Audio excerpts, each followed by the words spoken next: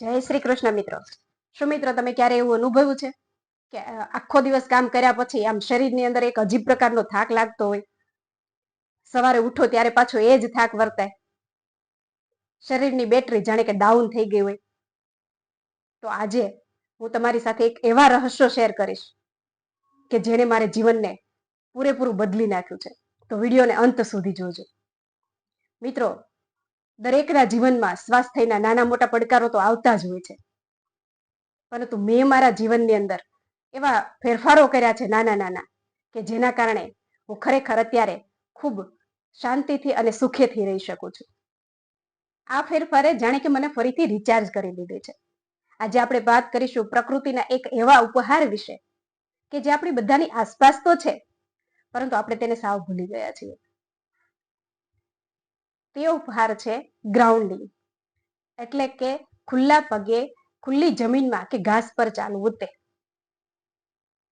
મિત્રો, આપણે સૌ પૃથ્વી પર તો રહીએ છીએ, પરંતુ પૃથ્વી સાથેનું આપણું સીધું જોડાણ એટલે કે સંપર્ક બિલકુલ છૂટી ગયો છે.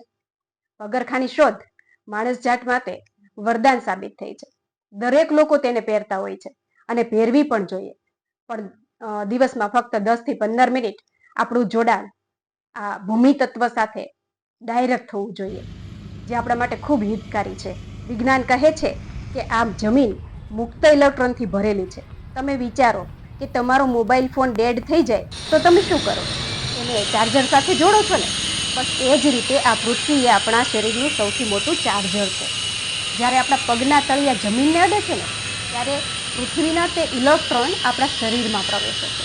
આ કોઈ જાદુ નથી, આ એક શુદ્ધ વિજ્ઞાન છે. આપણા શરીરમાં જે વધારાનો તણાવ અને સોજો છે તેને આ જમીન ખેંચી લે છે. મિત્રો, આપણે જ્યારે ગ્રાઉન્ડિંગ વિશે વાત કરીએ છીએ ને, ત્યારે વિજ્ઞાન આમાં ઊંડાણપૂર્વક શું કહે છે ને તે સમજીએ. આ ગ્રાઉન્ડિંગના કારણે આપણા શરીરમાં મુખ્યત્વે 3 પ્રકારના ફેરફાર થાય છે, જે આપણા શરીરને સ્વસ્થ રાખવામાં ખૂબ મદદ કરે છે. પહેલું છે રક્ત પ્રવાહમાં સુધારો. જે આપણે ખુલ્લા પગે જમીન પર ચાલીએ ને, ત્યારે આપણા બ્લડમાંના રેડ સેલ્સ એટલે કે લાલ રક્તકણો વધુ સ્વસ્થ બને છે, જે આપણા લોહીને વધારે પતલું બનાવે છે અને વધારે વહેતું કરે છે. સરળ ભાષામાં કહું તો આપણું હૃદય જે છે તેને લોહી પંપ કરવામાં ખૂબ ઓછી મહેનત પડે છે, અને જેના કારણે આપણું બ્લડ પ્રેશર પણ કંટ્રોલમાં રહે છે.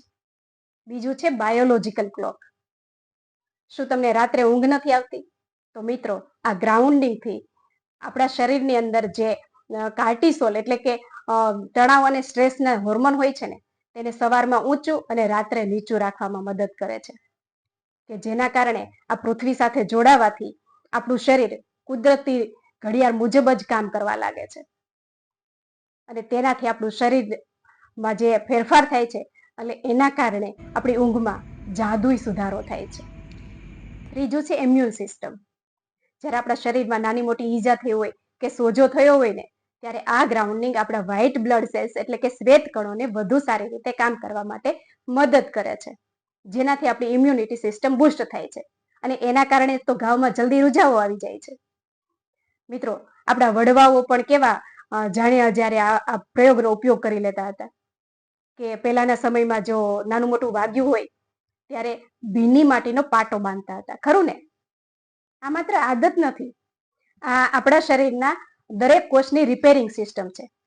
જેમ આપણા મકાનની અંદર કંઈક સમારકામ કરાવવું હોય ત્યારે મજૂરોની જરૂર પડે છે ને, તેમાં બંને સેલ્સ આપણા શરીરની અંદર સમારકામ કરે છે, બીમારીને દૂર ભગાવે છે. એટલે જે લોકો કાયમ બીમાર રહેતા હોય અથવા તો જેને સાંધાનો દુખાવો હોય ને, તેમના માટે તો આ વરદાનથી ઓછું નથી. આપણે ત્યાં એક ગેરસમજ છે. મને ઘણા એવું પૂછે છે કે હું આખો દિવસ ઘરકામમાં એટલી બધી દોડાદોડ કરું છું કે મારી કસરત તો એમાં જ આવી જાય. તો અમુક લોકો એમ પણ કહે છે કે મારો બિઝનેસ જ એવો છે કે આખો દિવસ એટલી બધી દોડધામ રહે છે, તો મારે અલગથી ચાલવા જવાની શું જરૂર? તો સાંભળો મિત્રો, ઘરકામ કે બિઝનેસ માટે ચાલીએ ને, તે કામ છે.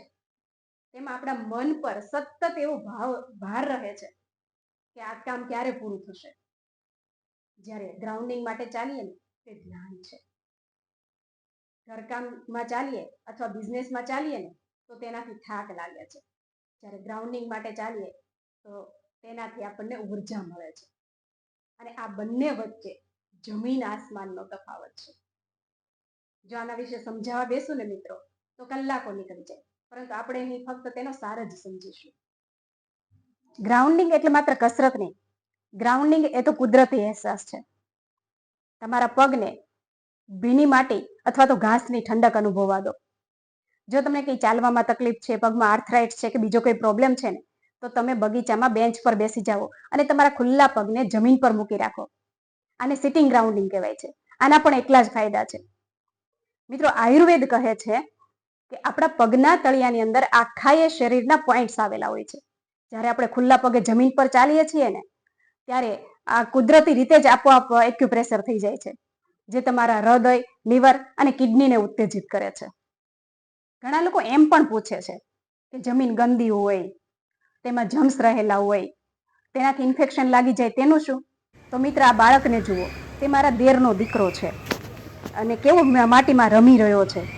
આ અમારા ઘરના બાળકો આરામથી રમે છે, જાણે કુદરત પોતે તેને ખોળામાં બેસાડીને રમાઈ રહી હોય. શું તેમને ડર લાગે છે? તો આપણે મોટા થઈને શું ડરવાનું? પણ અહીં એક વાત મેક શ્યોર કરીએ કે આપણે જે જગ્યા પર ચાલીએ છીએ અથવા આપણા બાળકોને રમાડીએ છીએ, ત્યાં કોઈ કાચ, ખીલ્લી, પીન, ટાંકણી જેવી તીક્ષ્ણ વસ્તુઓ ના હોય. અને જીવજંતુઓથી પણ સાવધાન રહીએ અને કુદરત સાથે કનેક્શન બનાવીએ. આ બાળકો તો જુઓ કેટલા ખુશીથી રમી રહ્યા છે. આપણે ઘણીવાર તેમને માટીમાં રમતા અટકાવીએ છીએ કે ગંદા થઈ જશો, પણ ખબર છે વિજ્ઞાન શું કહે છે? માટીમાં એવા સારા બેક્ટેરિયા પણ હોય છે જે આપણા શરીરની રોગ પ્રતિકારક શક્તિને કુદરતી રીતે જ મજબૂત કરે છે.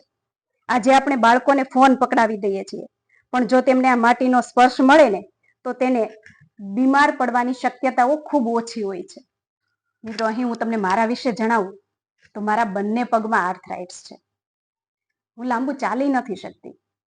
ડોક્ટરોએ પણ મને ઓપરેશનની સલાહ આપી હતી, પરંતુ મેં મારા મનને એવું મજબૂત બનાવ્યું કે પ્રોબ્લેમ નથી જોયો, સોલ્યુશન તરફ વાળ્યું છે. મેં અહીં એ જે અનુભવ્યું છે તે મારા ઘરના બાળકો અને વડીલો પર પણ અજમાવ્યું છે. તમને જાણીને નવાઈ લાગશે. આ ગ્રાઉન્ડિંગ કે અર્થિંગ કરવાના અમને ખૂબ બધા ફાયદા મળ્યા છે. મિત્રો, આ ફેરફાર કંઈ એકદમ નથી થયો. હું પણ જ્યારે પહેલી વાર બગીચામાં ગઈ હતી ને, ત્યારે મને પણ ખૂબ જ ડર લાગતો હતો અને શરમ પણ એટલી જ આવતી હતી, કારણ કે ત્યાં લોકો સ્પોર્ટ્સ શૂઝ અથવા તો વોકિંગ શૂઝ પહેરીને ચાલતા હોય છે ને આપણે તો ખુલ્લા પગે.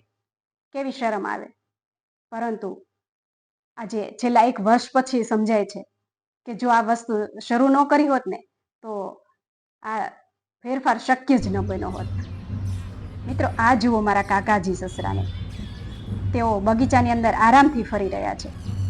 આપણા વડીલો વર્ષોથી આ જ કરી રહ્યા છે. તેઓ કદાચ ગ્રાઉન્ડિંગ શબ્દ નથી જાણતા, પણ તેઓ સારી રીતે જાણે છે કે આ ધરતી માતાના ખોળામાં ખુલ્લા પગે ચાલવામાં જ સાચું સુખ છે અને આરોગ્ય પણ ત્યારે જ મળે છે. તેઓ આને જીવનશૈલી માનતા હતા અને આપણે હવે તેને વિજ્ઞાન કહીને ફરીથી શીખી રહ્યા છીએ. તો આવો મિત્રો, આવતીકાલથી ફક્ત 10 મિનિટ આપણે પોતાની જાત માટે કાઢીએ, કોઈ ટેન્શન વગર, ફોન વગર, ફક્ત તમે અને આ ધરતી, બસ. અને 1 અઠવાડિયું આ કરી જુઓ, પછી કમેન્ટમાં આવીને તમારો અનુભવ મને કહેજો. શું આપણે આપણી જાત માટે એટલું ના કરી શકીએ? તો મને પ્રોમિસ કરો કે આવતીકાલથી તમે ચાલવાનું શરૂ કરશો અને પ્રકૃતિ સાથે ફરીથી જોડાશો. મિત્રો, આજનો માનવી કામ તળે એટલો બધો દબાઈ ગયો છે કે પોતાની જાત માટે જીવવાનું જ ભૂલી ગયો છે. તો આવો ફરીથી આપણે તેને યાદ કરીએ અને ફરીથી આપણે ગ્રાઉન્ડિંગ શરૂ કરીએ અને મનની સાચી શાંતિને મેળવીએ. જય શ્રી કૃષ્ણ.